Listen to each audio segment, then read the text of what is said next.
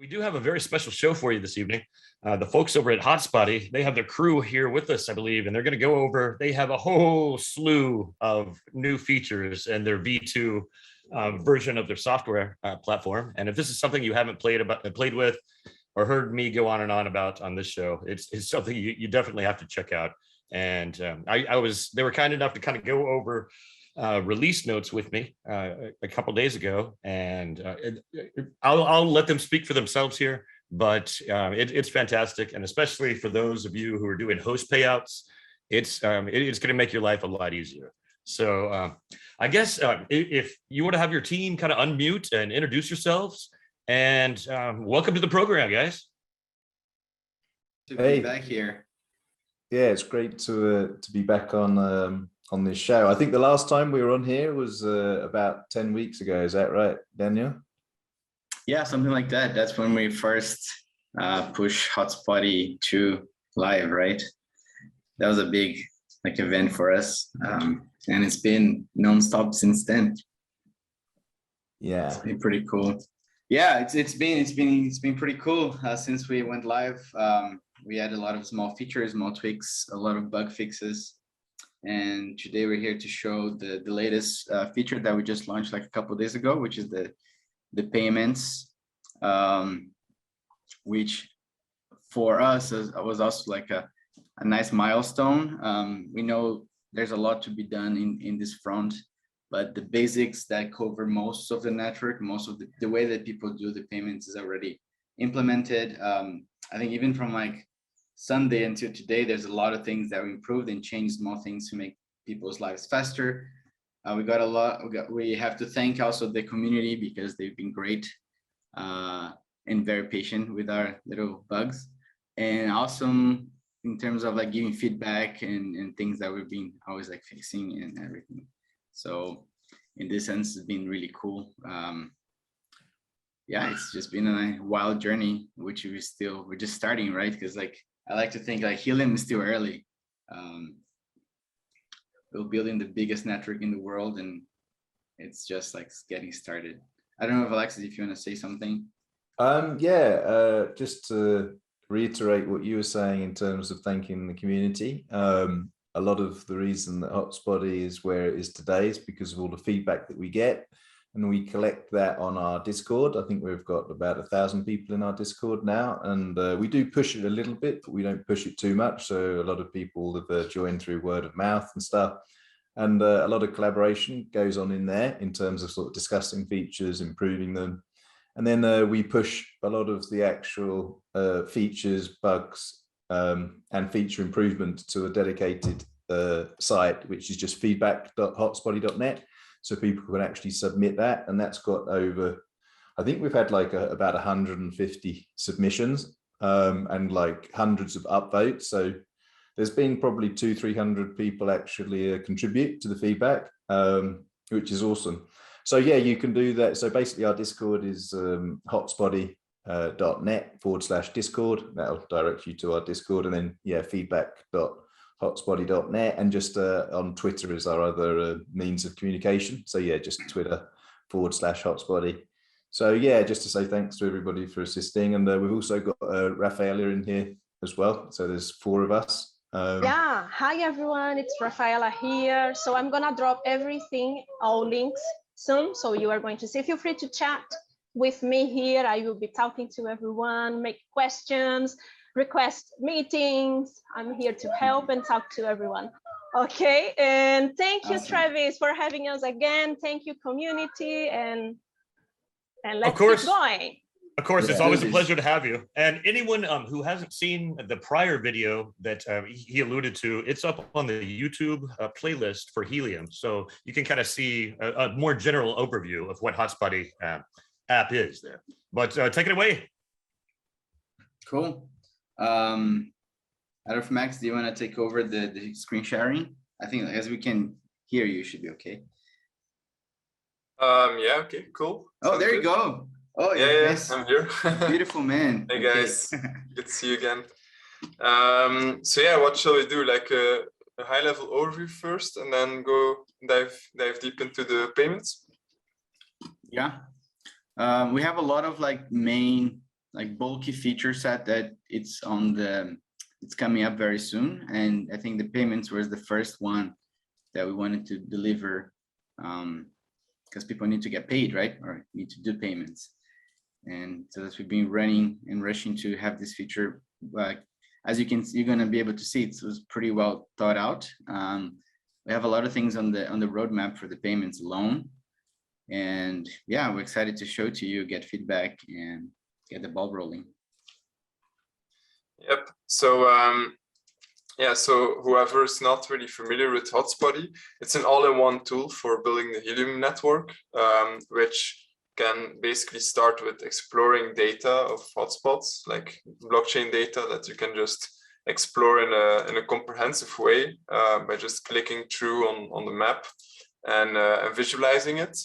But then if you're actually involved with the project, in other words, like you ordered a couple of hotspots, either 1 or maybe 1,000, depends on the use case, I would say, Hotspotty got you covered, because we have workspaces which allow you to manage all your data from the start of the process until the complete end. Today, we're going to talk mostly about the complete end of the process, which basically is, if you're actually managing a pretty large fleet of hotspots, in the end, you're not doing it by yourself. So you're collaborating with your teammates, or you're actually collaborating with other people to host your hotspots. And for that, you're going to have some kind of commission agreements in place. And that's basically the feature that we released this week. So, but if you go back in time, like let's say that you simply just ordered the hotspots and you're waiting for a couple of months or hopefully days if things go better with logistics, then you're basically in a phase of, okay, you have X amount of hotspots to deploy, but you don't really have all of the locations prioritized yet. So Hotspotty will allow you to enter locations very easily. Just there's actually numerous ways to add your locations. One would be to simply add an address here. You just type it, and with autocomplete, you'll basically see a lot of options. You can also just drop a pin on the map. Like let's say this one, for example, you can confirm, and then you add this particular address. But in the end, those addresses, it seems pretty random the way I enter it, but in reality, they usually come from people. So you're basically leveraging on your network in order to find the best locations in areas where there's no coverage or very little coverage yet, which basically means that you're going to add value to the network by providing coverage over there. So all of these leads, usually they come in through people, and people are modeled in Hotspotty in a concept called contacts. And so basically, let's say that this location came in from a contact, you can immediately add it here. We can call this contact Johnny. Johnny has information. You don't necessarily have to add it here, but by the mere fact that you added this contact in the context of adding a location, it will automatically save this relationship, which will come in handy in the later phase of this this demo. So let's save this. Now you got the location here, which basically highlights in green, and green represents the color can mean different things, but in the context of a location, the color right now represents the transmit scale, which we covered in another Helium hex. But if you go to the second tab, you can read more about that here. For reward scale or transmit scale simulations, you can also exclude this location if it's not in your interest to install a hotspot there anymore, because otherwise it will affect your planning. I'll just include it again. So, and then here you see the contact that you added prior, like in the beginning when you added this location. So all of these contacts and locations, they live in your workspace, and the workspace has different tabs. On the left, you see the dashboard, which is like a general overview of all your hotspots. Then you also have like a list of like attention lists. Some of them will basically tell you that you're violating some rules of like, let's say, PoCv11, which is going to be deployed, I believe, next week. There's other things. There's a lot of things you can identify here to improve your setups. Then there's the wallets. The wallets are, you can list them and basically add labels to them. But you can also see all of the transactions coming to and from these wallets. And if you click here, you can basically filter these transactions. As you saw here, this is actually a contact. So like Johnny that we added was added to the contacts automatically. But if we were to add his HNT wallet, for example, as one of the payment methods, then any transactions coming from or going to your like your wallets here are that include also Johnny's, or in this case Andy's HNT wallet. It will automatically show a label, so you can like basically identify which payments that were cleared to which people in a visual way over here. And then you have the hotspots. Here the same thing. There's a lot of relationships that are defined by linking locations together with contacts, and in a further phase or further down the road, you're basically gonna add all of it in terms of commissions and like what happens with a hotspot over time with installs. And all of these relationships, they get surfaced through automated labels, automatically generated labels, which are visualized on the relevant hotspots, locations, etc. So then you have the locations. Here you see for each location, like which person is relevant. Like this might be a hotspot that is hosted by John. Yeah, right now. So you can just see it here. If you click on John, you just go to his page. And if you zoom out, like actually, let's go to the installs. Click on this one, for example. So this is an install. It's apparently in Lisbon. So if you go back to the contact John, you'll see, okay, you don't see, but like you're supposed to see basically the hotspots that he's currently hosting. Let's go back to the workspace. So the location, these are basically places that you have access to through your hosts or friends or relatives or business partners, where you can actually install hotspots. These locations can be entered as we showed earlier, but you can also, for example, I think Google Maps, there's a way to copy a link. So let's say somebody shares a link, a Google Maps link. If you copy it here and you come here and you paste it, then it will automatically like extract the coordinates, and then you can save it here. So it's very versatile. Not all the complexity is surfaced in the UI, but you can do a lot of things with this button. You can also import them using CSV files, using Google Earth files if it contains coordinates, etc. Then the next thing is the contacts. This is just people, but can also be companies, for example.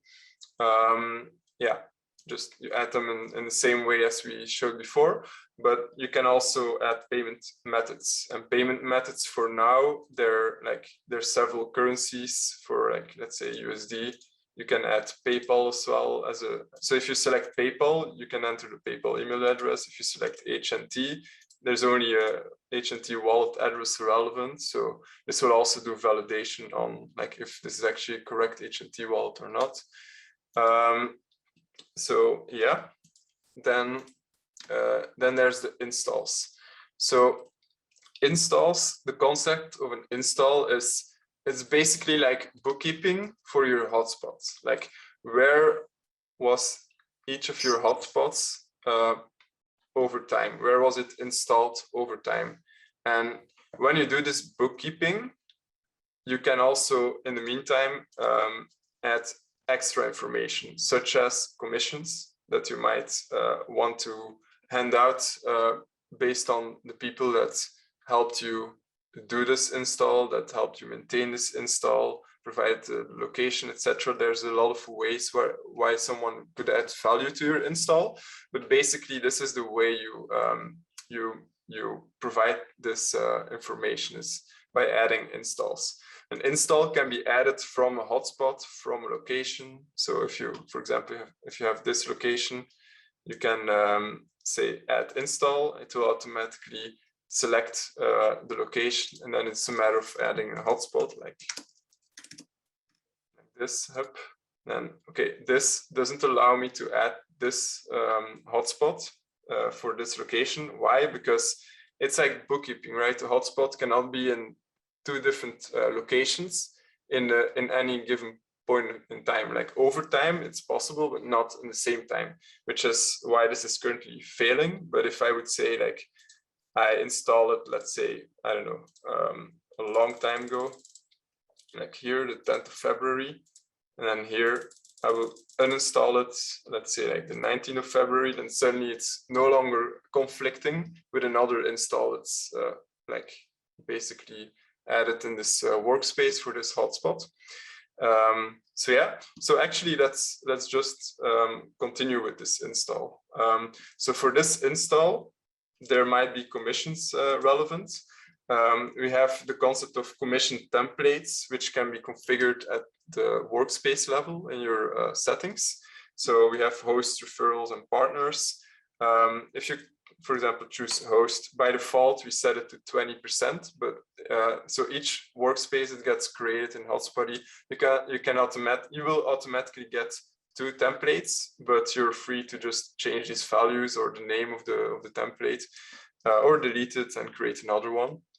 So in this case, 20% seems good. You need to add a contact, because like who's going to get the 20%? And in this case, you can, yeah, just select Jim, for example. So Jim now is a host and gets 20%, but you might also want to add a partner who is Michael, who gets 15%. This is based on the partner template, but if you want to override this and make it like whatever, like 19%, you can just do that. Right, so there's Michael getting 19%, there's Jim getting 20%. If you save this now, this information is now readily available to generate commission reports for given periods of time.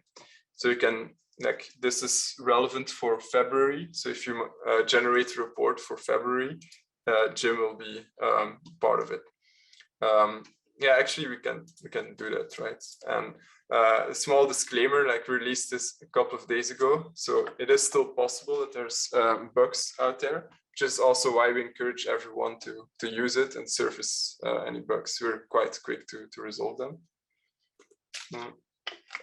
So generate a report. Yeah, let's select February. Actually, we disabled to go further back in time, more than 2 months, to just limit the strain on our servers, but we might enable this in the future again.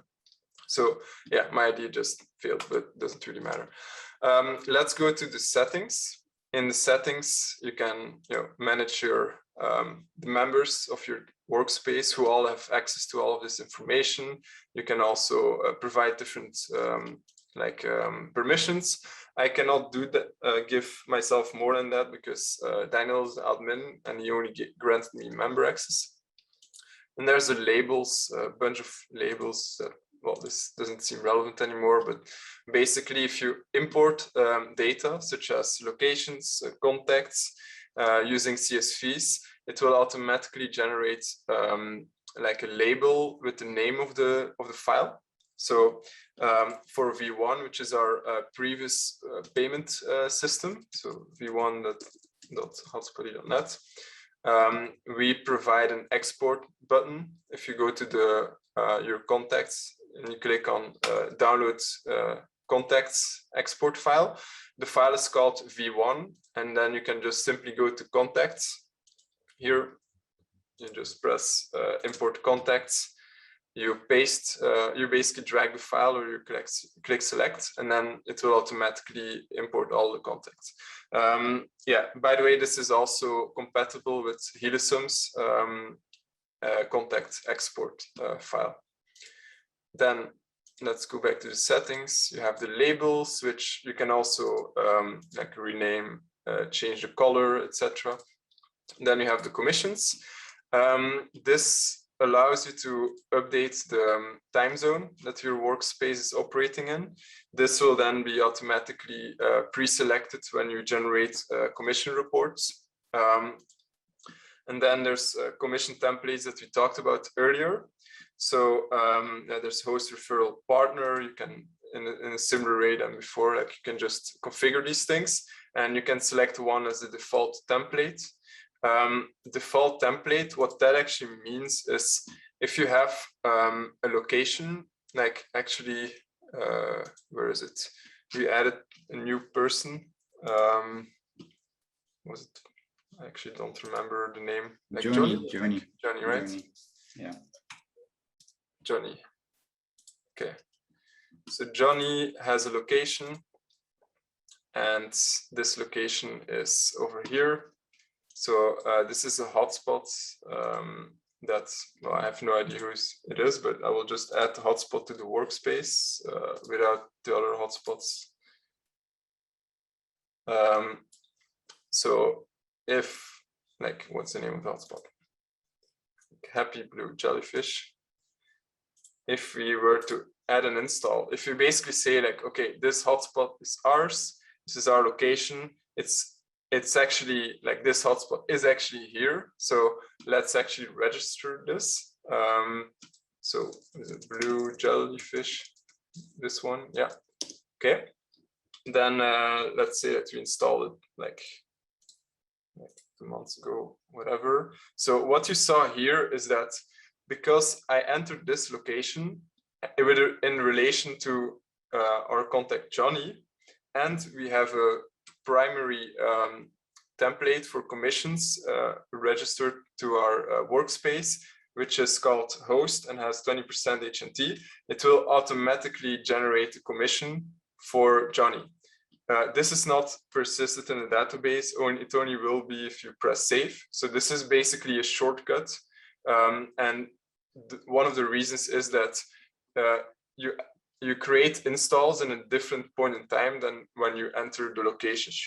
Usually you go scout for locations first before you potentially receive your hotspots.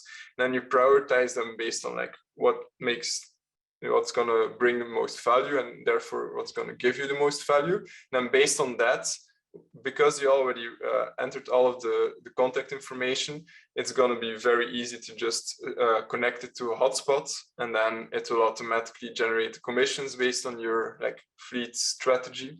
But then you can simply remove it or add it to values if you want to. So yeah, let's maybe save it. There's that.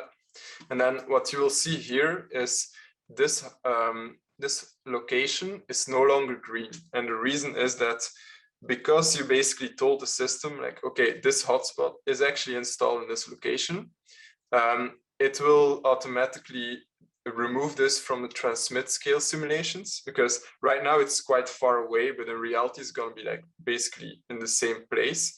And if you were to simply include this still in the transmit scale simulations, then this would certainly, the hotspot would be simulated as a very low transmit scale value, which well, is simply not the case, because like these simulating transmit scale for a location is like simulating as if there would be a hotspot installed. But in this case, it's just the same hotspot installed here. So automatically by providing this relationship, it's going to remove this from these calculations and draw a line to visually represent the relationship between them. Then you'll see that Johnny is linked to this install. So this is the install page, as you can see here.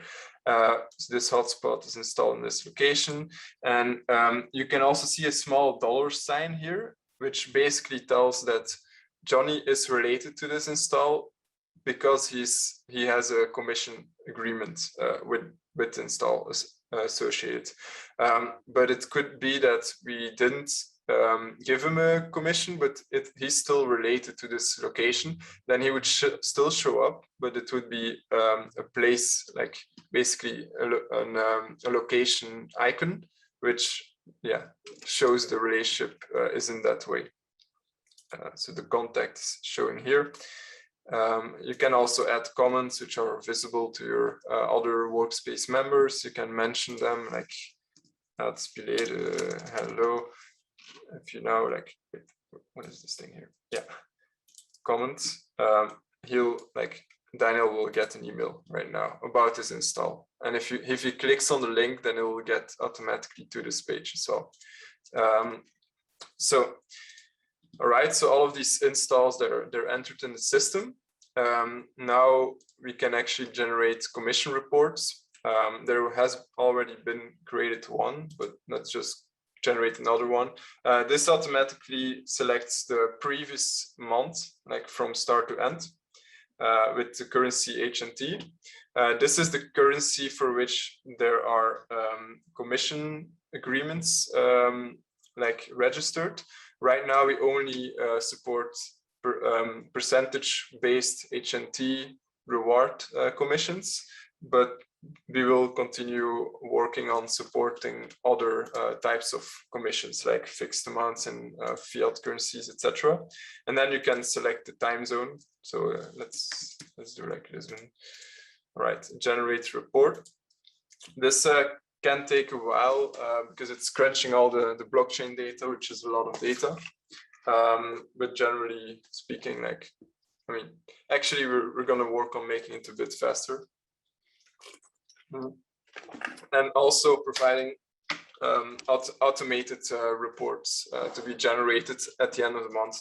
Right now we didn't do it yet because it requires some data entry to add all your locations, contacts, installs, etc.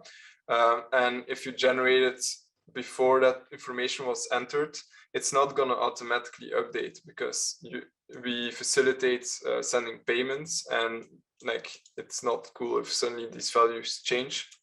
So you can simply generate another report if you added more information for the same time period, and then just look at that latest version. So if you click here, what you'll see is at the top left, like the number, like the counter of the commission, and there's a period. If it's a specific date period, like from the, let's say 11th till the 15th, it will say that 11 to 15 October.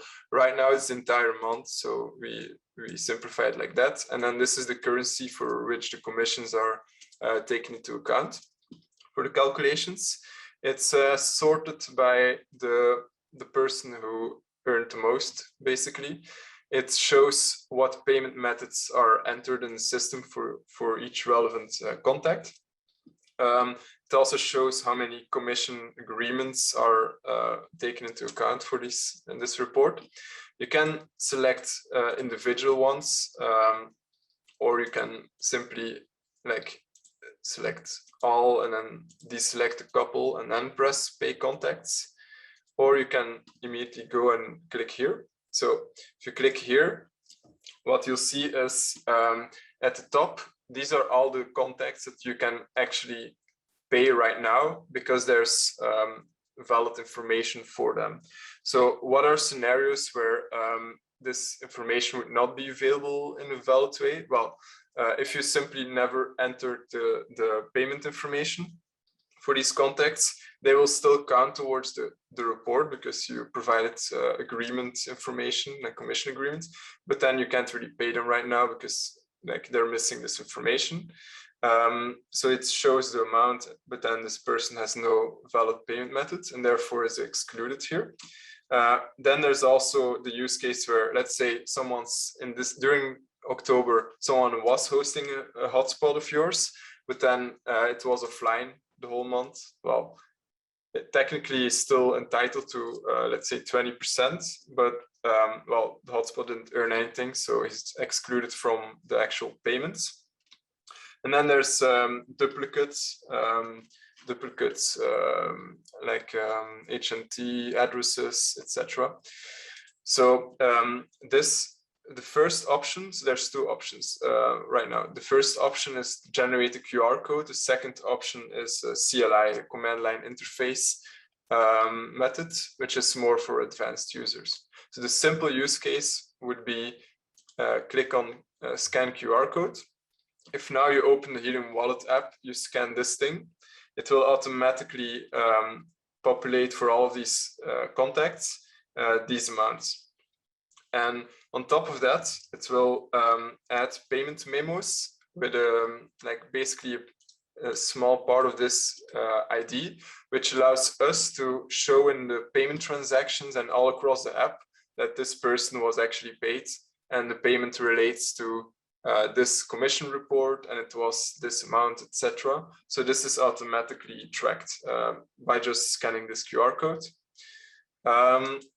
And we'll also integrate it more into this. So like, let's say you scan and we see that the transaction is pending on the blockchain, we'll automatically surface this information and say like, okay, it's pending right now, or it's the transaction cleared and is successful. This is coming in the next few days as well. What happens if you have hundreds of locations, of contacts need to be paid out? It will batch. So it will basically generate for, I think, 25 contacts per time. And each one of, like, basically it will generate per 25 a QR code, and they will just appear underneath each other, and you can just open them one by one and then scan and pay. And that's basically it.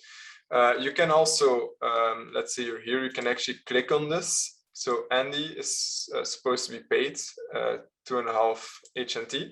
So if you click on it, you can see the exact amount. You can see the contact. If you click, you go to his details page. You can see the payment method that's going to be included in this QR code. So if you click here, you can see like, okay, this is the HNT address. If you want to change that, you can add a payment method on the fly.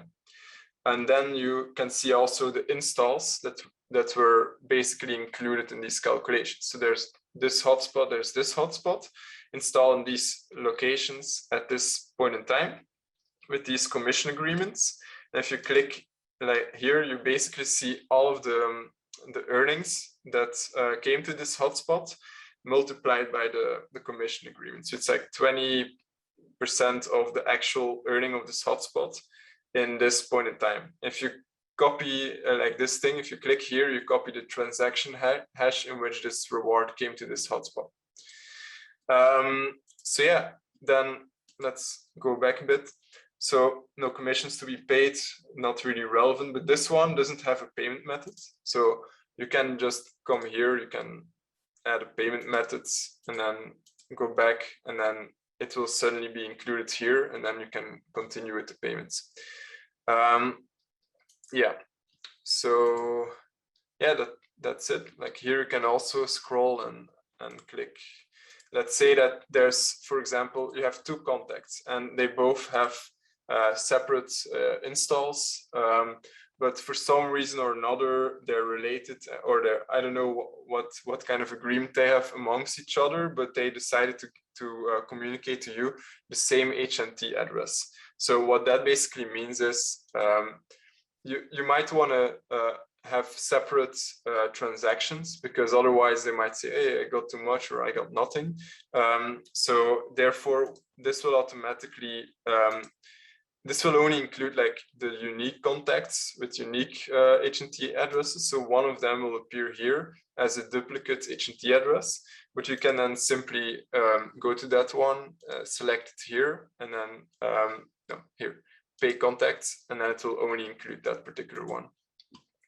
So you can resolve these things like that. Then going back to the wallets, you will see the payment memo is like, as I said before, like this is from another workspace that had basically the same wallet linked, and we did a payment with, or someone did a payment with this wallet, and it automatically added this as a payment memo. So if we would have scanned with this wallet for a payment of this commission report, this would turn into a URL that you can click and it will automatically go to the related commission report here. Yeah, I'll stop here and see if someone has any questions, or if there's someone from the team that can point out something that I forgot. I mean, what the last thing that you were mentioning about the someone would choose the same wallet, that happened for me when I was entering all our hotspots, all our contacts. By mistake, I think I copied something wrong, and then I have 2 users with this two contacts with the same wallet address, and then I wanted to generate. I saw like immediately there's like, oh, this guy has the same address as this guy. So then like, whoa, that could have been gone wrong, right? I would say it's paid one wallet for 2 people. Yeah, I think it helps a lot to avoid mistakes the way we're doing.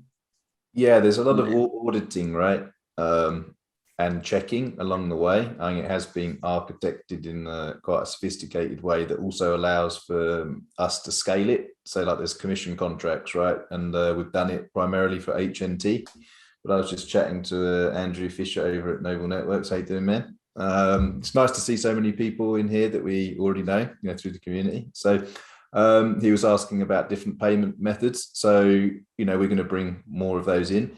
There was another guy, Scott Hallbrook, was asking, can you export the rewards by hotspot? Can you export rewards by contact? So I don't know, Max. So I've been doing a few bits of things here in the background as well. Did you cover the export, the sort of more raw export? No. Yeah, you see my screen, right? Yeah. Okay. Yeah. So indeed, I forgot a couple of things. So the information for this commission report can be downloaded as a raw JSON file.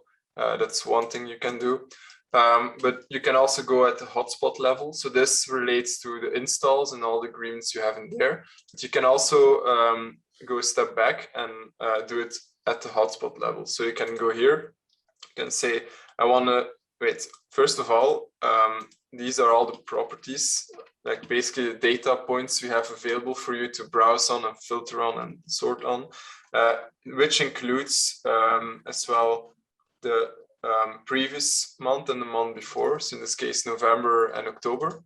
So basically for this hotspot, like in November, there was 0.31 HNT earned. If you come here and you switch it to, let's say, euro, it comes down to 7.6 euro. Let's get it back to HNT. So all of this information you can export using this button, export all hotspots, and you'll get a CSV file. You can also do a custom selection and do the same thing, export hotspots like this. Then in terms of like more granular tax report-ish exports, we also support it. So it's this functionality, export all hotspot rewards, where you can give a start date, end date, and a time zone. So we could do that for, let's say, like between 29th and the 1st, for example. You can specify the time zone. Like again, I'm in Lisbon, I'll specify Lisbon. So this will generate a report for all your hotspots for all individual like rewards that were added, including a secondary currency, which for now is by default USD, but will support a lot more. Also for now, it's the current HNT exchange rate, but we're in the one of these days, this week actually, we will also support the currency exchange rate at the time of earning the reward. So if you click this file, okay. So yeah, here you have it. This is the hotspot ID, the name, the date, HNT amount, exchange rate, USD amount. And this is a very big file because there's a lot of hotspots, and this is just for one day. So it will provide you anything you need for your tax purposes, basically. So yeah, that was an answer to this question, I believe. Yeah, there was another question from, so I'm just scanning back here regarding sort of split payments from a Bradley Meyer. He says, awesome, this will take This will make my life so much easier. If I have a host that the agreement is their commission is split 50% US dollar in PayPal and 50% HNT, is that also possible? I don't know. I know obviously everything's possible, but I don't know if we've got planning. Yeah. So the way this will work is, maybe I should just keep sharing my screen. So yeah. So right now at the level of an install, let's go here, edit install. So commissions currently, they basically support a currency, selecting currency and then percentage. But then right now we only have HNT currencies supported in the form of a percentage, like reward-based profit share. However, in the next couple of weeks, we will also include other currencies and other types of like shares than percentage, which will most likely be a fixed amount per month or one time. So basically what that will do is it will generate different commission contracts for this install. And what this commission report basically does is, when you generate a report, you have to select the currency. So in that case, what you'll have is you'll have a currency HNT, like an HNT based report for a month, but you'll also have one in USD. So your contact will be part of two different reports. One is HNT based, the other is USD based. And in the case of USD, if your payment methods, so basically, so let's go to this person. Like actually you can see it here, but yeah. So here the payment methods are HNT, but then you can also add USD, PayPal, and then you select test at hotspotty.net. Let's say that's my PayPal email address. Then it should appear here, which like requires a refresh, I believe. Should not be the case, but it is right now. So okay, it's not showing up. Anyway, it will show up at some point. And then you'll basically have, for this person, you'll have different payment methods available. Now, if you then go to your commission report for USD, you'll just see the relevant payment methods for that currency available here. And then with pay contacts, instead of getting a QR code for HNT, we'll provide you another way of tracking your payments, or even executing it with a QR code in PayPal. I don't know what they support, but I mean, we're going to keep iterating on this to make it really smooth for everyone. So that's how it would work. Yeah, that's it. Cool. Yeah. Someone was asking when it's going live, and I mean, we're doing this demo live, like it's on production already. Everything that we're showing. So yeah, so if you go to app.hotspotty.net and just log in, we support Discord for the time being.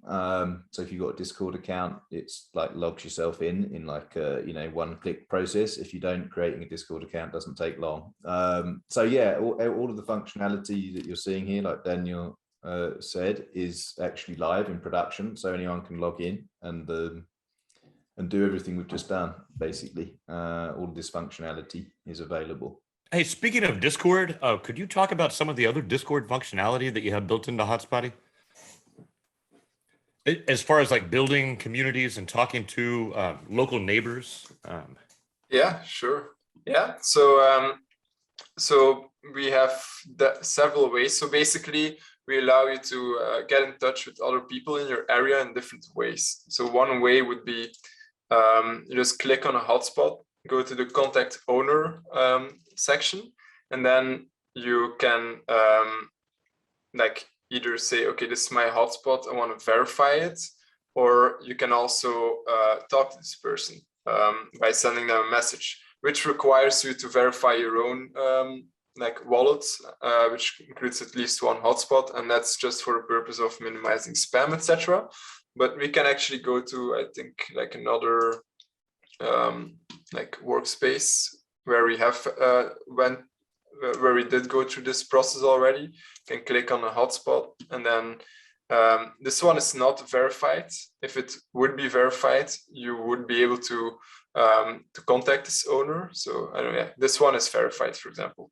So right now I can just go to contact owner, can send them a message like, hey man, how are you doing? Then send a message, which actually happened. So, so that person will now get an email saying that there's a message sent to his hotspot, and then he can see the message, he can see my Discord handle, and then therefore get in touch with me using Discord. We are not a messaging platform, so right now it's not like this functionality is merely meant for getting in touch with each other and then continuing the conversation in Discord voluntarily. So the way we've done it in this way is that I still don't know who this person is, and it's at his discretion to react on my message, basically. So there's that, and then there's also contextual like collaboration efforts possible, such as spawning hexes. So if you click on this hotspot, you see that it has a yellow color. Yellow color, actually, if you go here, you can see a lot of options. Like, yeah, get a little bit distracted here, but maybe we can show another feature that we added last week, which is wait, where is it? Satellite view. So yeah, so if you're deploying in rural areas, or like basically now you can see the actual like satellite view, which has been requested by the community many times, and we added it therefore. So yeah, so one of these things here is telling you the color scheme of the hotspots. And in this case, it's the simulated transmit scale, which can also be changed to the ones that are, for example, online versus offline. So you can see like this one is offline, the green ones are online, etc. You can base it on the rewards that were earned over the past 24 hours, which, yeah, this seems wrong. Daily reward, maybe. Okay, I don't know. Seems like there's a lot of them who didn't earn anything. Well, actually, maybe it's possible. No, it's not possible. It's yeah. Anyway, yeah, it's cool. We're gonna check it out. Yeah, we'll check it out. Or maybe the earnings are just very low. It's also possible with the vast growth of the network. And then, so let's go back to simulated transmit scale. So here you see that like most of them are mediocre in this area, which is represented by this color. And that's basically because Lisbon is completely saturated, as you can see. But then this area is not. And when it's not green, it means that there's some sort of saturation happening, which we have actually provided very in-depth analytics about, and also actionable things you can do about it. So in this particular case, like, why is this thing yellow? It's because this number is well, below 1, and in this case 0.71. Now, how can you increase this number? Well, first of all, you should read this information, which explains you the ethos of this whole mechanism. And then also, if you continue reading, you'll see that this represents several hexagons. Like this is a hexagon. There's bigger hexagons, there's smaller hexagons. So this represents the hexagons that this hotspot is included in. Then if you click on the one that's highlighted in red, it could be multiple. Then we'll redirect you to the page that is all about this hexagon. So here you can see all the hotspots that are included in this hexagon. You can see when they were added based on like the most recent first. Then there's neighbor hexes, which are A, B, C, D, E, F. Then there's several strategies on how you can actually resolve this issue. One would be to eliminate several hotspots. Another one would be to basically expand the reach, like the coverage in hex by adding more hotspots in peripheral areas. If you click this, it will explain you what it did. So it added like one location in hexagon B. Hexagon B is this one, so it added this location. So you might want to like find someone that can add a hotspot over here, and like you don't just add a hotspot there. You want to have the availability in terms of like good locations and hosts and whatever. So what you can do is you can click on this hex, and then you can click on Discord collaboration. Then you can discuss it in Discord. So clicking on this will spawn a hex channel. It's like a channel in our Discord server where you can now start talking about this particular hex. Like, hey, we should add a hotspots in this hex to solve it.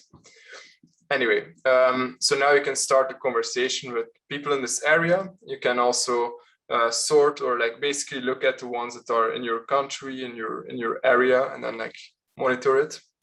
So yeah, now what you see is this hexagon is now, instead of a white outline, it has a blue outline. And that is because there is actually a channel available. Like there's some people talking about this hex. Apparently there's another one in this area. So if I click here, I'll go to this one. So if I click on discuss in Discord, I'll go to this channel. I have no idea if this is an active one. Yeah, code of conduct. So what happened here was someone tested like this functionality and didn't really do anything with it. So didn't really actively discuss this hex. So what we do is we automate cleanup. We have an automated cleanup process to clean up these channels in our Discord, because there's limits applied to how many channels you can have. So what we didn't do is we didn't clean it up in our database. It's still showing up, but it's actually no longer available. Yeah, which again is another bug, but that's part of software engineering, I suppose. You test it, you find bugs, you solve them. So yeah, this is the other functionality that I think Travis alluded to. Yeah, we're also building a really nice community, just not only for that, but in general, we have like the Hotspotty Discord. We have like a lot, I don't know how many users now, but we have a lot of people and we're talking and asking questions, helping each other. It's beautiful. Yeah, we have almost 1,000 now.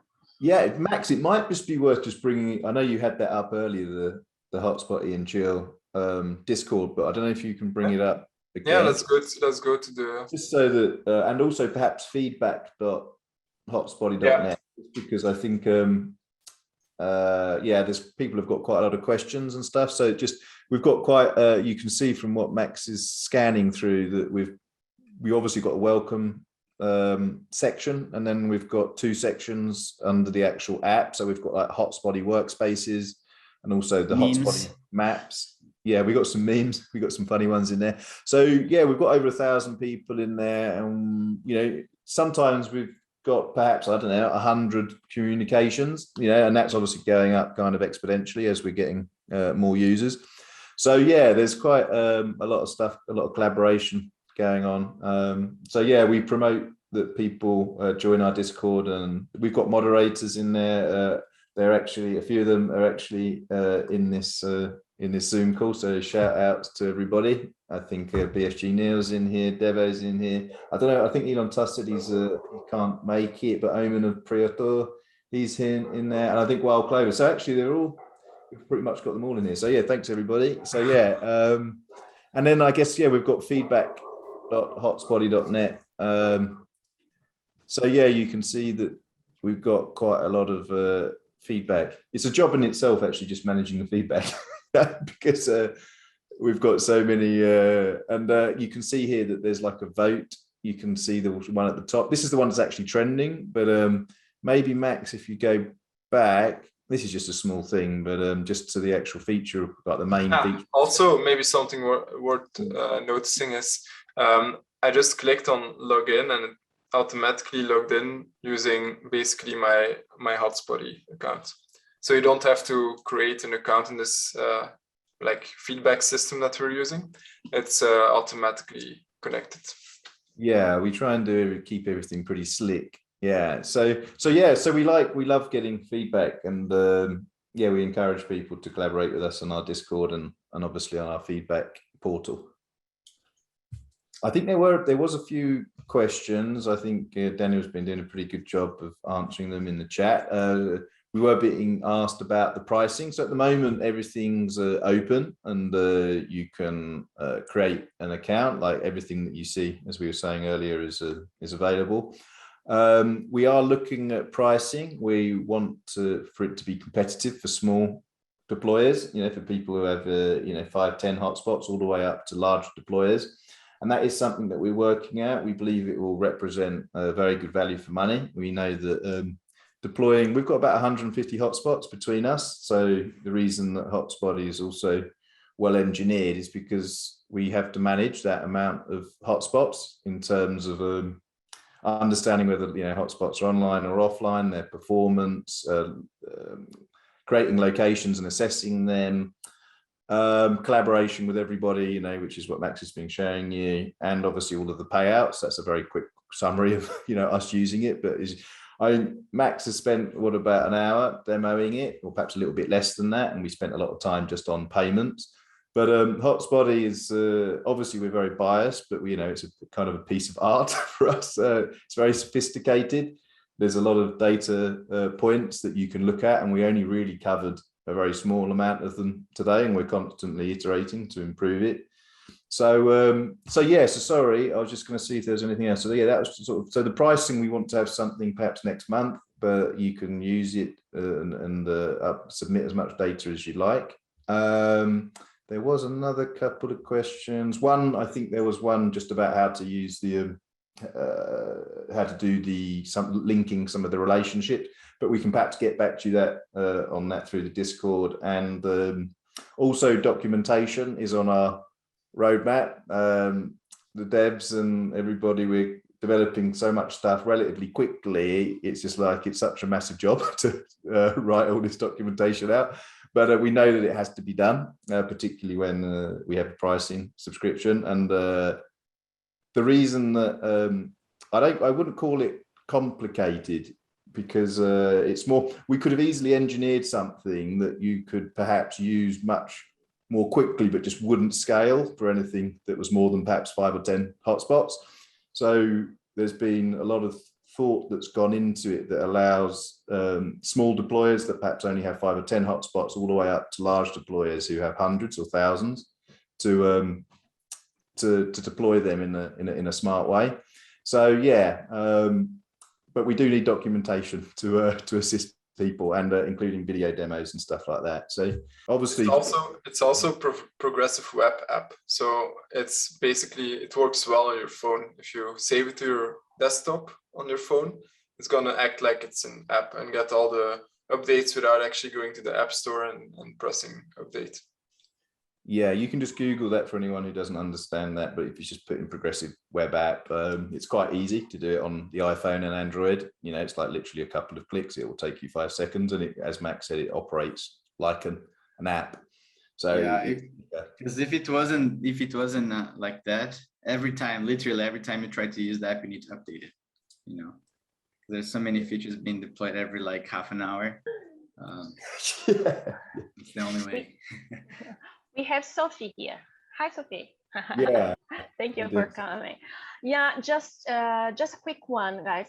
If you want to talk about the commercial stuff, so you can reach me on Discord as well. I'm happy to book a meeting and have a quick talk, hear about your expectations. But what Alexis said, it's really important for us.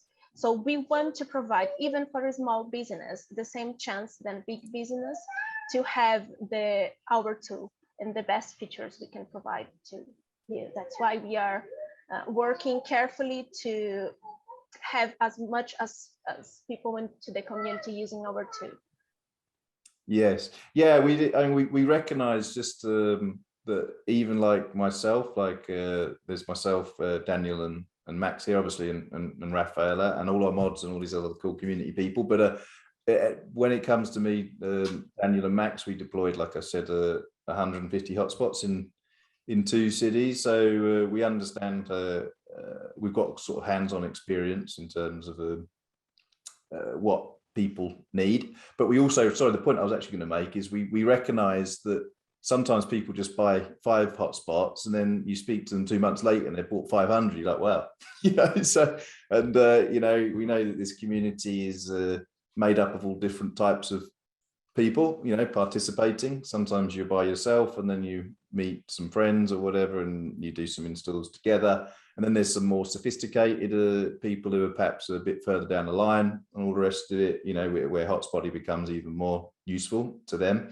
all the way up to even larger, deployers. We are speaking to people who have thousands of hotspots, etc. Obviously, that amount of people is less than people who have 5 or 10. But like Raphael was saying, we do believe it is the people's network, and we do want to build the Helium network together. So there is a bit of both sides. There's the community side. Obviously, there's the collaboration side with your team through Workspaces, but there's also all of the collaboration tools for the community that Max was showing us. So yeah, we really do want to be an all-in-one tool for building the Helium network from sort of, from A to Z. And obviously all of the feedback we get from everybody helps us prioritize functionality and everything. So yeah, I think there's another 10 messages come in since I was talking, but feel free to shout out if anyone else obviously wants to. I know we've been doing a lot of talking, the Hotspotty team, but if anyone wants to ask any questions, perhaps it's a good time. I will. 2 things. Just someone's asking for the donation link. That's highly appreciated, because that's what we've been like paying for our ramen every day. And about the host page, yes, we don't have it right now, but it's like a very close, like very near roadmap.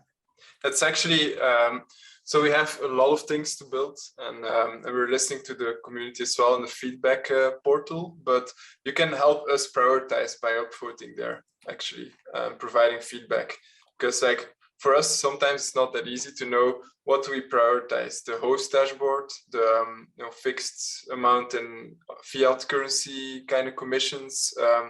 There's a lot of features that we know some people want and some people need, but sometimes not very easy for us to know what do they need right now, or what do they really need, like in large quantities of users, or some of them are very niche.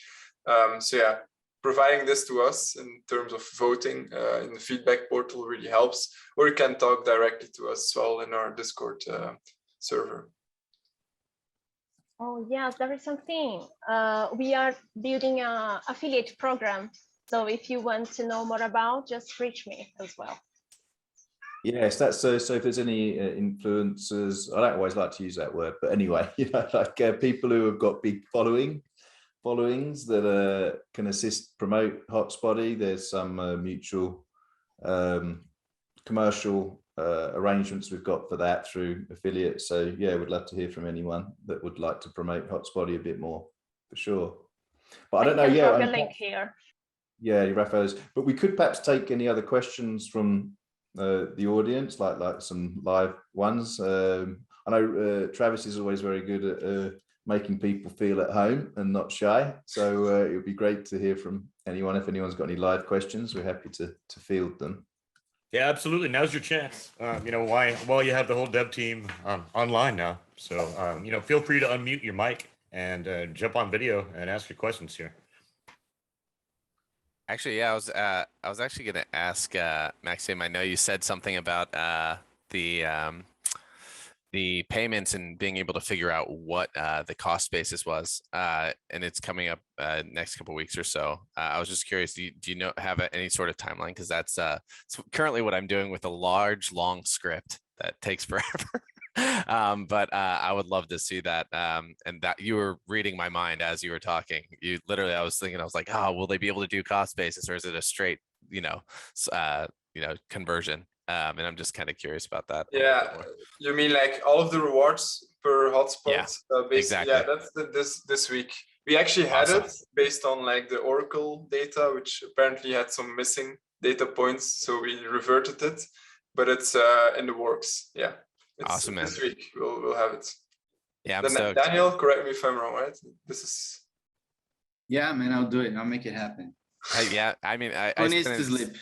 I mean, I spend essentially way too much time on Hotspotty anyway. But yeah, I'm excited for that. Thank you guys. We do actually. There is something that we could mention now as a good opportunity. The actual our Hotspotty server is called Hotspotty Chill. Yeah, that's kind of more like the community side and the collaboration and building the network together side. But we will be doing something perhaps similar to Helium hacks, and there's like rack stars, and we know, I don't know if we still have Nick in here, the paraglider Nick, whether he's still around, but obviously we like to come on these shows and promote Hotspotty, but we also want to create our own type of show, and we'll be calling it Hotspotty Chill, where people like deployers can come on, and we'll just talk about Hotspotty functionality and actually how they're actually using it as well themselves. And we'd love to, host people in this group once they've got understood how to use Hotspotty well, and to help people understand and learn how to use Hotspotty, and to promote obviously the Helium ecosystem, and perhaps have even people like Travis. Usually he's the host, right? And perhaps we can host him and interview Travis a little bit. That'd be great. Yeah, that sounds great. Oh my God, like mind blowing, right? Yeah. We'd like to have Travis on there. So yeah, we're concentrating a lot of our efforts, on obviously releasing, or we did concentrate a lot of our efforts on releasing the payment module, which took us a lot of effort. But we believe it's in a pretty robust state now, and we've got a lot more to build out. But we want to move into more of a sort of marketing, push the marketing side as well, once the product's a bit more complete. And the payments was a large chunk that was available through V1, but obviously relatively primitive in comparison to what we've built here. So yeah, we've got more capacity to sort of build out the community and sort of market Hotspotty and stuff. And we'd also like to market people who are also doing installs. So if we can improve the profile of installers and help get them out there, then that's great for us, right? And we can have a tool set that allows you to build the Helium network together, then we'd love to talk to you and promote Hotspotty and promote yourself and stuff, and just talk about cool stuff that's going on with Helium, sort of thing. So yeah, I'll just add that. Sorry, go on, Daniel. Yeah, and with that being said, it's been really cool just to see when we release the website out there without documentation, and then we just see people verifying wallets, using everything, going crazy and trying out and playing, and actually making very good use of Hotspotty even without proper documentation. Because I think even though it's a quite complex project, there's a lot to discover. There's a lot of hidden things that people don't really realize, but they can already just start using right away. And it's been pretty cool to see just people just giving a shot. And the second note is Max and Alexis, they're going to be at the Solana Festival, Solana Fair, or what it's called, in Lisbon next week. So if anyone is over there, just come. I mean, I will be there, but I'm just throwing them under the bus or under the train. Daniel's getting FOMO and Rafael, because they can't be with me and Max, but me and Max will be there. And actually we're going to have a day or an afternoon with Rack Wireless, and they're going to be doing a kind of demo of their hardware, and we'll be there assisting them as well. I think that's on the Monday, right, Max? Yeah. So I know it's a bit of a long shot, anyone's in Lisbon, but if they are, and they're in LX Factory in Lisbon on the Monday, then you can, it'd be nice for us to have a beer or a pastel de nata. They're quite nice. Because we can ride in the tuk-tuks that are going to be tracked using the Helium network that we built over here. There's about 50 tuk-tuks that will be tracked using the Helium network. Yeah, the reward scale isn't as beautiful as it used to be when we were doing back in the DIY stages. But we might, one of those tuk-tuks might transmit a packet over one of our 50 or 60 hotspots in Lisbon, which would be pretty cool. Well, one question I get asked, occasionally is, do you have a jobs board, or are you? I know you folks are definitely scaling out. Are you? Do you have positions you're hiring for? I guess we're always looking for people in different areas. We've grown the dev team quite substantially over the last month. I think it was already, you know, a reasonable size perhaps before that, but we've built that up. We get contacted actually, I think all of us actually, the Hotspotty team here, almost daily now. I wouldn't, maybe perhaps not daily, but every other day or every 3 days, one of us is, you know, sends a screenshot of some correspondence we've had from someone on Discord that says, you know, what you're doing is really cool, if you need any help. So we don't have a jobs board, and actually at the moment operationally we're doing pretty good. But perhaps it's still reach out to us though, absolutely. You know, if there's anything that you'd like to contribute to, I mean, documentation has been just like on my mind for like ages, and it's like, we just have to crack this. So we know it is going to get done. Now payments is out, there's no excuse.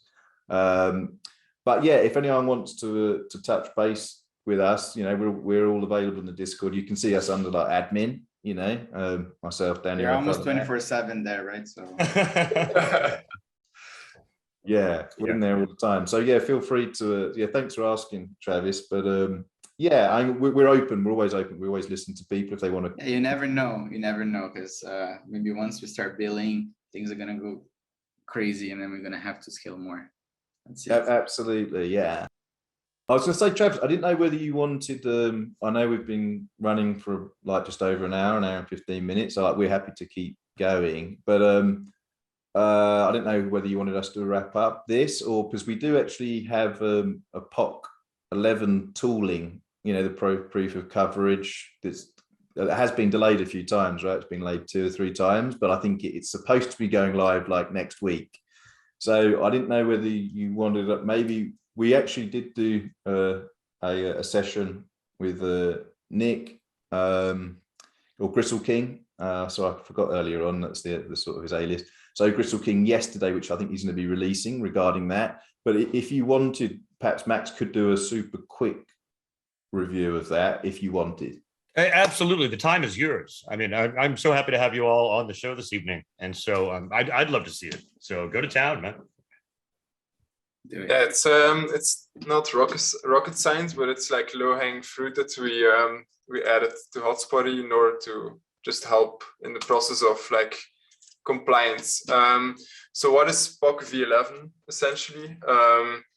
So PoC stands for proof coverage, which is a mechanism that you all know already, which is how hotspots are talking to each other to prove their location. Now you can actually choose where you set your location to, which has been in the past a source of kind of like cheating. And it's an ongoing process from day one to basically enforce fairness in the system. And that has been achieved in several ways, one of which is looking at the data of the proof coverage beacons that are being sent in between hotspots.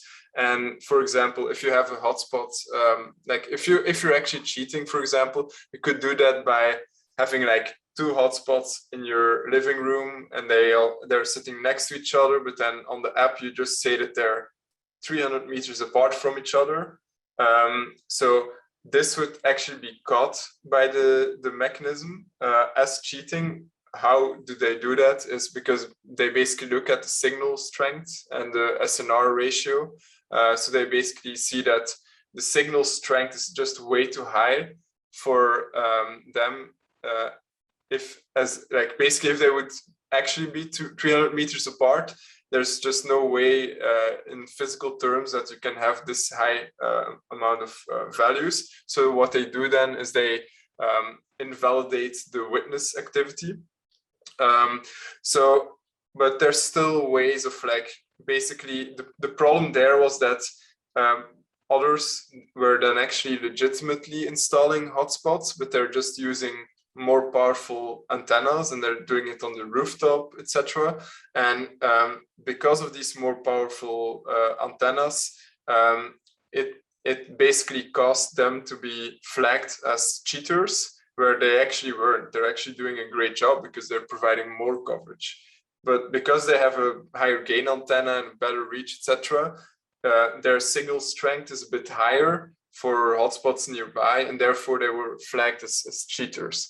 So PoCv11 is basically a next progression of this mechanism to account for that. So it will look at the information that you add to your hotspots and using the Helium app with regards to the antenna gain. So you can actually say, I have this powerful antenna, and if you say that, then the mechanism of like flagging invalid witnesses, etc., will take into account the physical, like the physics of connectivity that's possible with this antenna, and also with the antenna that's specified for the hotspots he's connecting to. So basically, if you're not adding this information to your hotspots in the Helium app, then you'll just be assumed to be operating using the standard antenna. And if you're not, then you might actually be, facing the same problem as before, but just reinforced, because your values of signal strength will actually be high because you're actually using a high gain antenna. But then the mechanism, like the PoC system, will see that, oh, he's blasting out like these very high values, but we know that he has this antenna that's just wrong, so he's cheating, and then we flag them as like invalid witnesses. So so basically, let's say that you already deployed a bunch of hotspots and you want to just comply. You want to basically manage, you want to update your fleets in order to comply with this. What you can do now is you can go to your workspace. We can actually go to like this one. Go to your workspace, go to the dashboard, and then here you have attention lists at the bottom. One of which is the hotspots that don't have an antenna gain set. So you can go one by one, click on them. You click on this one. In the info section, you'll see the antenna. This is annoying me. This Zoom thing that you guys don't see. Anyway, so the antenna gain here, 1.2 dBi is most likely, like that's the default of I think the OG hotspots, I think. But basically this is not accurate anymore. So we should, or like the owners of this hotspot should actually be updating this. And it was surfaced with this attention list here. Then there's also the same one for the height. You can set the height of your antenna. Right now, that's not used in PoCv11. However, it is useful.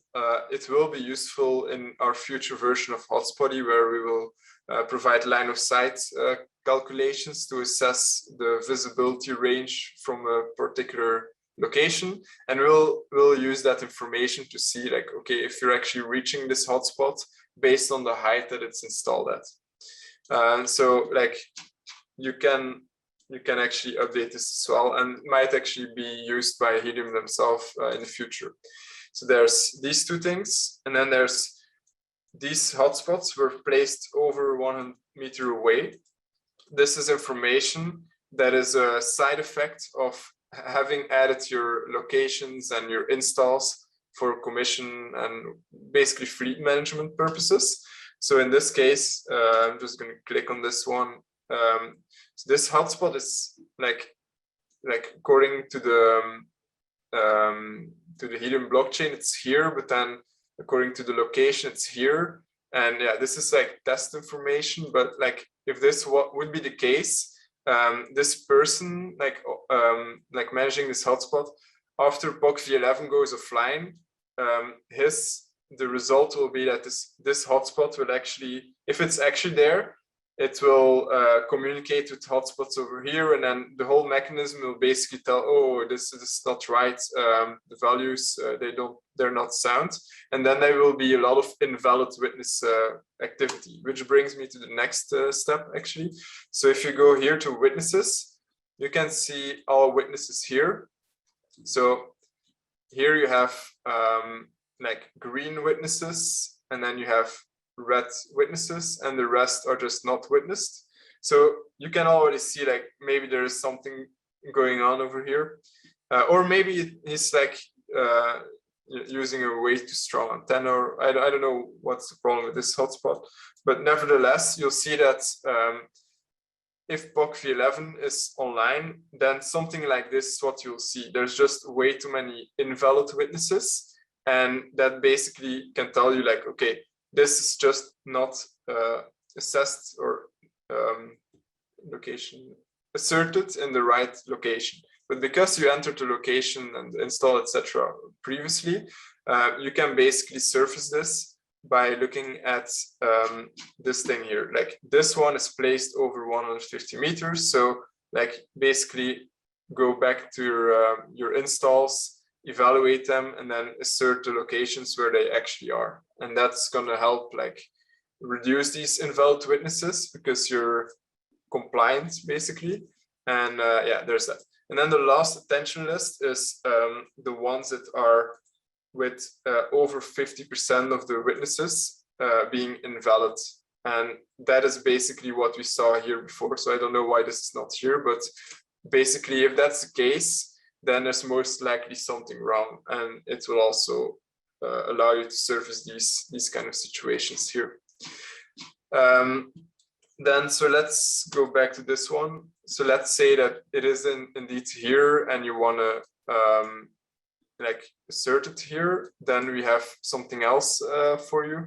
So you can click on this hotspot and then you can go to reward scaling, and then you can edit the placements, and then you can basically simulate like, okay, so this thing here, this is most likely where this hotspot is based on the data, etc.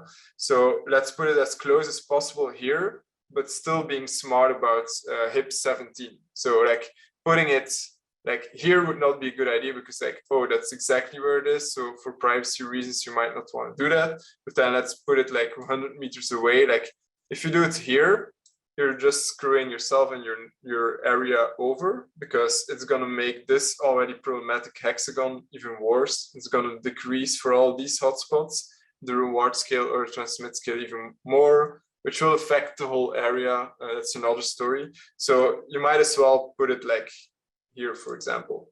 And then if you confirm, it's basically going to update the transmit scale values based on this one now, and it's also going to tell you, okay, based on where it's currently asserted, it's a kilometer away, so that's like the impact of it. And if you then actually assert it, then the line will just be gone. Like you won't see the line, but this placement will still be there, so you can just remove the placement then, and then this thing will be there. And then if you go back to the install, like this one, yeah, you'll see that this line will then just be from here to here, and then it will no longer be in this attention list. So yeah, that was it. It's took a lot longer than I expected. But yeah, that was. It's good timing though, right? Because this PoC11, is it, Travis? Is it going live on Monday, or when is it supposed to be going live soon, right? It's going live soon, and that's up in the announcements channel over on the Helium Discord. The 9th. That's the 9th. So the 9th, I believe. Yes. Yeah. So using this tooling, even to update, some of your hotspots as well, like the antenna and all this kind of stuff, it'll be helpful. So yeah, there's anyone who knows Helium reasonably well knows that there's these things called HIPs, Helium Improvement Proposals, and they keep getting produced and written and then voted on and then iterated, etc., and then implemented. And we at Hotspotty, we're constantly looking at new things that are coming out and then seeing what we can do to adjust the tool set in Hotspotty to help people build the Helium network. Actually understanding all of this data and information just through reading text and a small amount of illustrations, it's basically impossible to really interpret it properly. Like you might be able to get certain segments of technical implementations like conceptually understood in your head, but actually doing it when there's so many. Hotspotty, a lot of where the journey starts with Hotspotty is basically understanding your hotspots data and the Helium network data. I won't go into that, because it's basically an A to Z, but it comes from understanding. So we take a lot of the hard work out of understanding by implementing these sort of hips in a smart way that Max has just described. For this this PoC. I don't know what they call it, what hip it is under for PoC11. Yeah. I mean, basically, the more data that you put on Hotspotty, the better it's going to be for you. Like if you enter all the locations in the right place where it's physically located, the antenna, put the altitude and everything, then Hotspot is going to tell you right away ways to improve your earnings, basically, right? Because like, okay, this hotspot is actually asserted too far from it, just asserted a little bit closer. Doesn't need to be, of course, exactly, because of some people are concerned about privacy. But yeah, just keep entering all the data. I know sometimes a bit of work in the beginning, but man, I wish I had that when we first started deploying our hotspots. Life would be so much easier. Do you have the altitude, or terrain differences? If you pop it on there, but like one is on a hill, like on the map, it just looks like it's all flat, right? But if there's like a huge hill there, how does that resolve, or is that something that could be coming? Well, you can actually visualize that information. So if you go here to the settings, you click on elevation contours. Oh, it will perfect. Provide you this information as well. I did not see that. So that is awesome. I'm excited to go see the one. You're welcome. Yeah, and actually, so then still the antenna height would then be like off of that elevation contour if you were placing it at the top of the hill. Okay. Yeah. So here, That's if you awesome. go to the installs, you click on like any one of them, edit install. You can provide. Oh no, it's actually locations. Sorry, locations. Edit location. You can provide the installation height. This is in meters, but if you switch here to FT, like imperial, then you can edit and see everything in feet, basically. Yes, and we are also working on line of sight tools, where you will be able to just drop a pin on the map and see between 2 points on the map what the visual obstructions are, taking into account like an offset from the ground level for both start and end points, and we'll have that for multi-point as well. Yes. Yeah, I think people really like the elevation contours. Like maybe Max, you can just go on the appearance settings, because I know you've been on there as part of the demo, but there's just a few cool things on there that perhaps we could just turn on. Like maybe it's worth explaining those first few layers. Obviously, the elevation contours is just super cool. Also for scouting locations, you can obviously just move around the map, and when you see something that's kind of like quite red, then you just know it's obviously high. Obviously, getting permission or whatever access to that location is another challenge, but actually it allows you to very quickly assess how high a certain place is, perhaps even better than Google Earth in that respect. But yeah, sorry Max, perhaps we can I'll let you continue. Yeah, so the first one is problematic hexes. That is that relates to the transmit scaling that we talked about earlier. So if you enable this on the map, you'll see all of the problematic areas, and here you can see a lot of them because there's just way too many hotspots for the needs of this area. And then, so this is just, we allow you to like toggle this on or off. It's by default turned off because by like the nature of like larger cities is that they're going to be very problematic. Try New York, for example. But then if you still want to see them and only them, you can go to the hexes here, and then here you can, for example, toggle off all of the hotspots, and then you can only see the hexes, for example, and then start discussing, like apparently this hex has been discussed, and then you see the locations, etc. So every screen you're on has a different or like a contextual set of appearance settings. So if you go to the hotspots again, there's another one which is too close to witness. So yeah, I told you about like invalidating witnesses as part of anti-gaming. One of the like mechanisms as well that are set in place is if your hotspots are too close to each other, or at least in terms of asserted locations, they're going to be invalidated. The witnesses or the beacons improve coverage like activity between each other. So you can witness this, you can visualize this by toggling this on, and it will show you basically red lines. So all of these hotspots, they're basically like, what it basically tells is that this hotspot, even if it can witness like this hotspot, this hotspot, this hotspot, it will witness it, but it will not earn anything from that because it's violating this this rule basically. And you can see this in a visual way. There's that.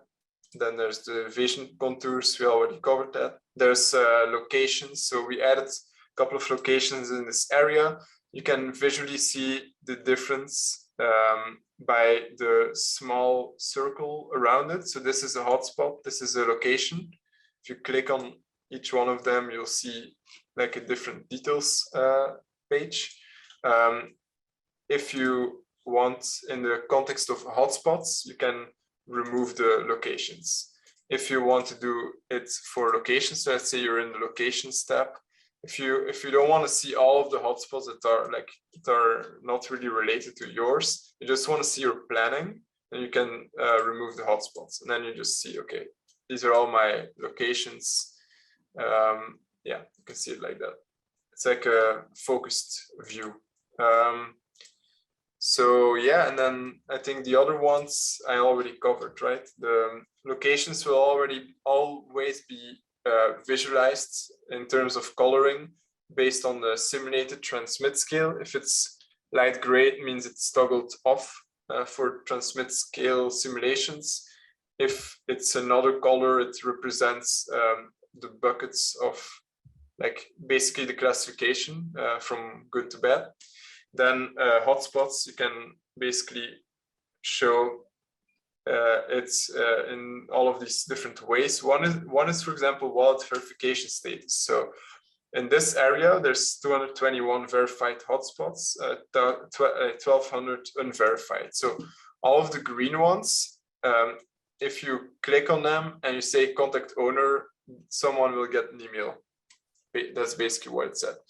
If you click on a red one, you then send a message. They will only be able to claim this this message if they verify their wallet, which can be done also in several ways. You can go to the workspace. Like let's say, for example, this one is not verified, like the red one. Let's add the wallet. Like add one wallet hotspot to workspace. Cool. Then we can go to the workspace. You'll see the wallets. This one is probably the last one. It's unverified. This one is completed. So this one is already verified. You can click on verify wallets. And then step by step, it will guide you through a process of, you can set a small donation like 0.1 HNT, for example. Then you scan this QR code and it will automatically verify your wallet. And that's basically it. It will unlock some functionalities in the process. And yeah, that's it. And there's also the satellite view, which like doesn't look too good, but some people, when they are assessing locations on more rural areas, you can actually see where it's farmland, you know, things that you can't see in the normal map. So that's why the last thing we added like not so long ago was the satellite view, just because it can help you like guide different between city, farms, forests, and things like that. Yeah, I mean, we probably also forgot some things to show because there's so many things that like you got to play around and you're gonna Yeah, find feel it. free just to, just play around. Like, also, it is an explorer at the end of the day, right? Is in everything's in the blockchain, so you can add what you want. Like all of this stuff that we've done as well, like a lot of it's been on like, other people's hotspots, like we've just added a bunch of stuff for this demo today. But like, there's nothing like, let's say you've got 50 hotspots coming or whatever it is in the future. There's nothing stopping you just adding data to Hotspotty as if those hotspots were your own, and like just testing it out. Like when we do the payments, the QR codes, we don't do any custody stuff, for example. I know that's probably pretty obvious, but like what I mean is you can still produce a QR code and, payouts based on just data that's in the blockchain. All of this is just, it's all in the blockchain, so feel free to play, and experiment with it. And that's the best way of learning, right? Yeah, I mean, It like, really like is. Max said, if you're waiting for hotspots and you already have a locations and the contacts, you can just add everything that by the time you install, it's just like 2-3 clicks and you're done. So the pre-work adds a lot of saves you a lot of time as well if you do it. Yeah. And every time I get into a long session on Hotspotty, I'm finding something new. There's always new features that you folks are sneaking in, so there's lots to explore on there. We're it's sneaky all about people. development, right? I think we've been developing like version 1, like version 2 is a bit less than that. Like, I don't know, how long have we been developing version 2 now? Like, when did that actually start? I think beginning of the year. January, December, maybe, right? December, January, something like that. Yeah, exactly. Like the V1 was so bare minimum just to get us calculating the rewards for the hosts. And it was almost embarrassing to have the V1 still running. But like people use it, we use it, right, until we have the payments. That now that the payments are done, I think not in like a far future I'm gonna sunset the V1 because there's no point, or like stop making accounts. If you want to make an account to pay people, just use V2 already, because V1 is so outdated. But it literally took like what? How long did it take to pay our hosts? Like literally all of the data's in there. So like obviously we've just launched it, so we were testing a little bit because it's in beta. But like literally it just takes, when everything's set up, you just press the commission and pay, and boom, you scan a couple of QR codes and you're done. Like it's literally something that takes, even with Excel spreadsheet or like Google Sheets or whatever else, if you've got tens or hundreds of hotspots, it's probably still going to take you hours. Whereas this takes you literally seconds or minutes, like when the data's in there. And we have a lot of new ideas of things that can be done as well as are interesting. For example, you pay someone because we track all the transactions in the blockchain. Once the transaction got cleared, for example, the host can get an email that reminding him they got paid. That's cool. There's a lot of cool things that we're trying to use the data from the blockchain in a smart way to automate your life and make things easier, right? Because imagine you scan and pay, because one thing is if you have like 10 hotspots, one thing you have 1,000 hotspots. It can get very complicated very quickly. So the more smart features that we can add that save you time, it's time's money, right? Yeah. And I know you mentioned earlier that you support Helisum imports. I know Helisum, I guess they shut their doors this past month, and a lot of people were using that for host payouts. And so that's just a quick import into this, and they can kind of pick up on host payouts without having to hand key everything. The same goes for V1. If I've been using V1 for payouts. Is there anything special that I have to do in order to get that going over in the new payout system in V2? Yeah, so right now, sorry, go ahead. Yeah, there's a button to just export your contacts, which is the most cumbersome thing to do, is entering all of the contact information. So you just export it, you import it, boom, done. Then what we don't have is, because the V1 operates in a different way, it's basically tells you, okay, from this point in time, this is how much you owe this person, and then you can keep track of how much you paid. Whereas here, we basically generate reports for periods of time and then give you a breakdown of what happened and how much you should pay, and then you can pay. So it's kind of fundamentally a bit different, and therefore we didn't provide a sophisticated migration path, because there's just so many different things because we added so much functionality that we could not directly map unless we provided like some comprehensive migration guide with a lot of clicks. So we made the decision eventually to just allow you to very simply export the contacts, import the contacts from both Helisum and V1. And then you just add your hotspots, which is just a matter of like typing 2 words. You can add the wallet, which adds all your hotspots, and then you can just add the locations. Locations can be imported as well using CSV, can be imported from other platforms, tools, Google Earth, etc. That's cool. Or you can actually, if you do have a lot of hotspots already and you don't want to go through the hurdle of like entering all these locations, we do have a shortcut. Let me very quickly share the screen again. So where are we? Okay. So let's say that like hotspots. Let's just go to the map and select like a random one again. I don't like this color mode, so I'm just gonna go back to this because I'm used to it. So let's say this hotspot, you add it to your wallet because you add, you add it to your workspace because you added your wallet or individual hotspot. So let's do it like this. Yeah, cool robot. So let's say you want to add an install for this one. You click here. Wait, there's no shortcut. I don't know why. Just gonna remember it. And then I'll go to the installs and then I'll add an install, search for the hotspot, this one.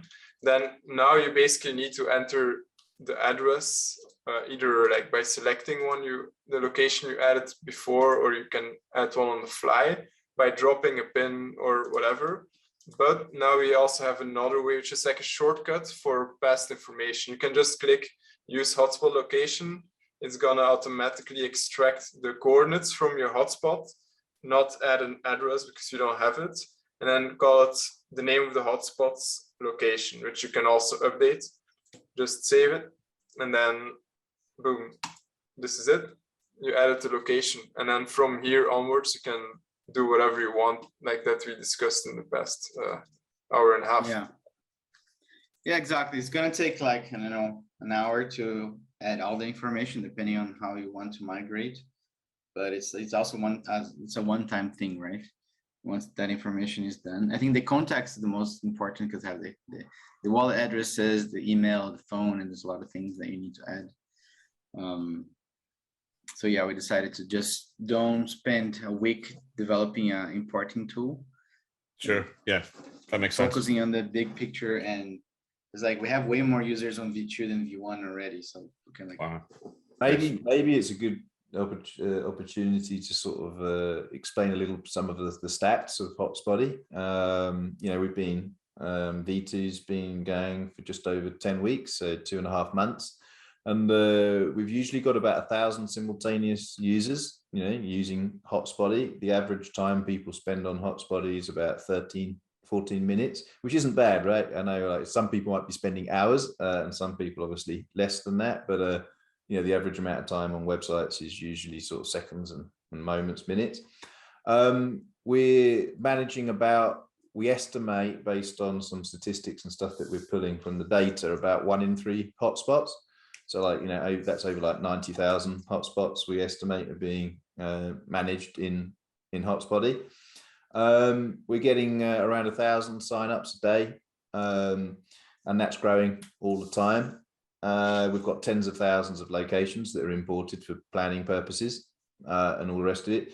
So yeah, we're serving quite a lot of data and serving obviously a lot of the community, you know, whatever you want to call it. Yeah, there's a community element to it, and there's obviously some other installers and larger installers or whatever. So yeah, and it's testament to obviously all of the people at Hotspotty, and it's very engineering kind of focused business. We've obviously still got commercial, marketing, sales, operational touches, but you know, there's a huge amount of engineering that goes on from servers, to understanding blockchains, to running ETLs, to troubleshooting multiple issues and bugs, to optimizing our platform continuously, because the growth of the network is just growing massively, right? You know, like the other day, it was like hundreds of hotspots coming on a day, or tens to hundreds to like 1,000 a day. And like the other day, it was like 3,000 or 4,000. I was like, oh my God, you know, it's just like, so like we're constantly having to optimize our operations to serve all of that data. And as you can see from the demo, you know, we were quite happy. It went pretty smooth, you know, so, you know, that's testament to our team and all the rest of it. So yeah, but we do really enjoy what we're doing, and building this product is it's been a challenge, and it's not always easy, but overall we do love it. You know, so it's been fun so far. It's a great community. Yeah, we love it. Helium network is insane. Like, it's so different from everything that we work with, and it's just getting started. Yeah, absolutely. And it's evident that you love what you're doing, and it shows in your product. This is fantastic. Thank you all, you know, for coming on the show and talking about all these great new features. I think this is going to be absolutely enormous, and you know, best of luck and congratulations on the success that you're seeing out of Hotspotty. Thanks very much. Thanks for having us. Obviously, you know, we love being, like I said, it's been 10 weeks since we were on here. We've obviously had our heads down, but we always love coming on your show, and obviously demoing all the functionality that we've got. We always have a good time. Oh yeah, and you're welcome back whenever. I love it when you folks come on. You have so much to show. I mean, it's just mind blowing. So, and everyone, I'll go ahead and make sure that the links from this chat are put over, you know, into the Discord. So, but you can easily find them on their Discord. They have a Discord channel over on the Helium Discord. It's kind of hard to not find you folks nowadays right now, which is a good thing. So, good to hear. Yeah, but thank you, Travis. Yes, and if there's any closing comments or questions, if anyone has, I know we're, you know, this is the happy hour, but as anyone who's attended the show knows, it has never ended that early. So, you know, thank you everyone who has attended this evening. But if there's any closing comments or questions, you know, now's the time to jump in here. And we still have Greg joining. So. I'd like to say that I've used a lot of tools over the years, and I'm pretty impressed with this team's efforts. And you know, a lot of people have tried to have a comprehensive tool, and these guys really deserve credit for what they've put together. Thanks, man. Really appreciate that, Low Drag. I know we communicate a little bit on Discord and stuff. It's very nice to hear. Cheers, man. Yeah, indeed, and your team's very responsive too. So that's always very well appreciated, of course, as long as you have everything at a manageable level, and that's wonderful. Absolutely, and obviously all our moderators as well that help us out as well. We're really grateful for that. That also assists us a lot to get back to everybody. One question I do have, kind of in closing, I guess, you'd mentioned throughout this call about documentation, and I know docs, you know, kind of from the inside, they're very hard to not just get written, but to maintain.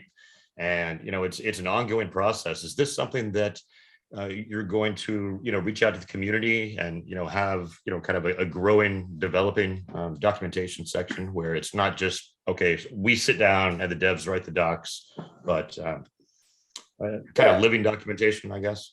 Yeah, I mean, for a long time, well, some time ago, I said to, you know, Daniel and Max, don't worry about it. You know, I want to protect you guys. Make sure you can continue with the the engineering and the coding. I'll look after the you know, the documentation. Obviously, you know, we still haven't you know, finished it yet. So basically, but we did start actually a sort of a community initiative, and you know, Devo's been on this call. How you doing, Devo? Just say hello to you. You doing all right? Yeah, everything's been good. Awesome. Happy to be back here. See you on the show.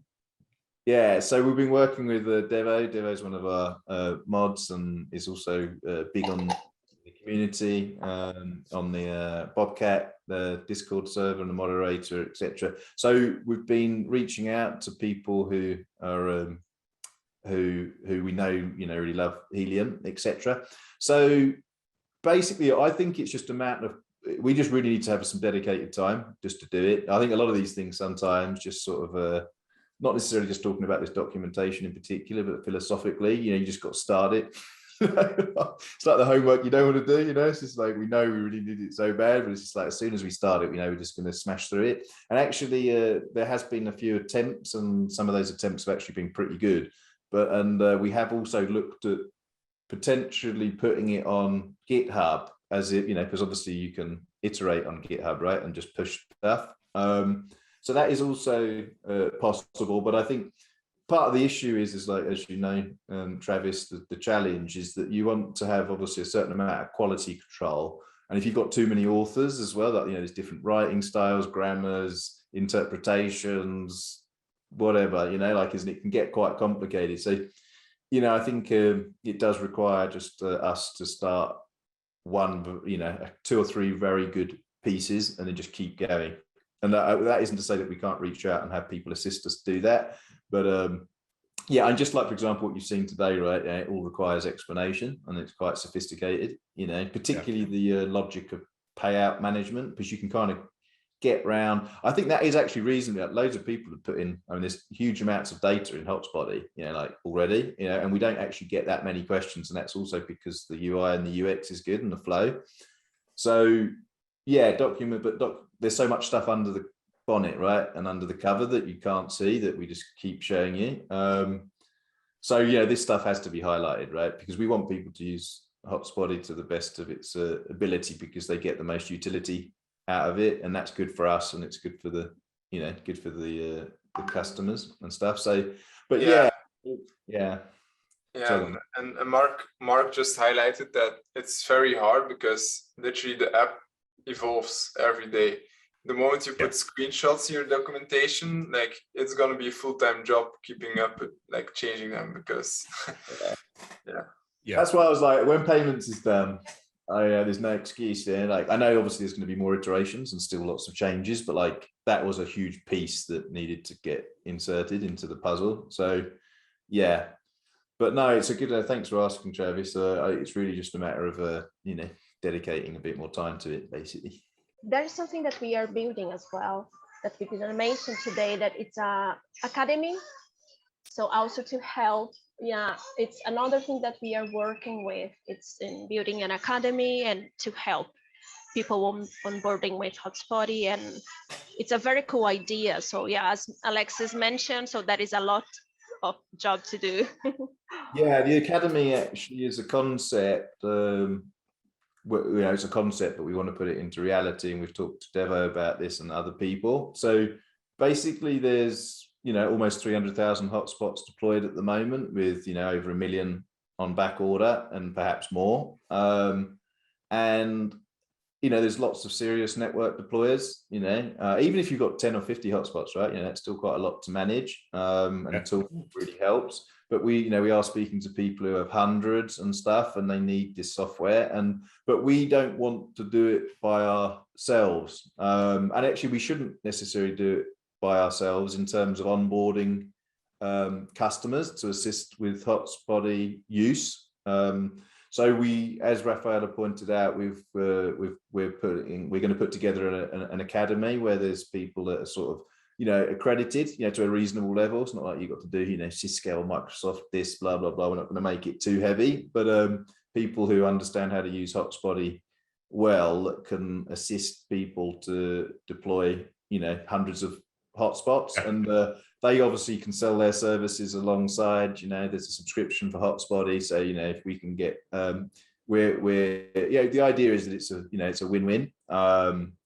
And we just want to spend a lot of our time on, sort of engineering and making Hotspotty as good as we can, whilst also operationally being smart on the sales marketing front, while leveraging people who, who really love deploying hotspots and who understand how Hotspotty works. So yeah, that academy is, there's just always so much to talk about, right? That's just another angle.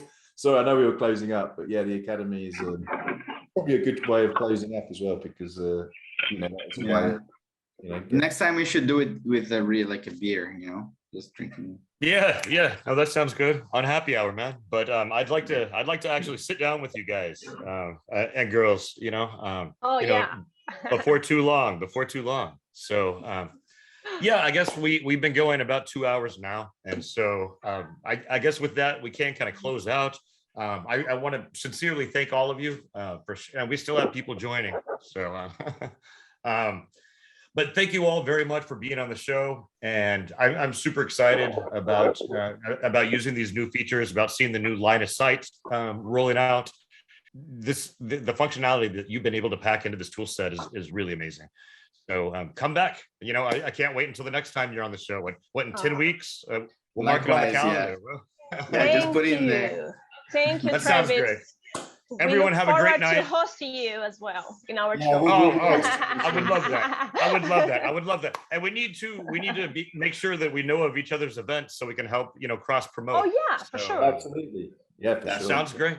So with that being said, everyone be safe. Have a great week. And I'll see you hopefully next week, same bat time, same bat channel. We're doing a user appreciation month. And so throughout this month, look for Ubidots, look for Data Cake being on this show, talking about their integrations and the new functionality that they've come up with. So until then, be safe. I'll see you. Adios, folks. Thank you, Bye, everyone. everyone. Bye-bye. Thank you.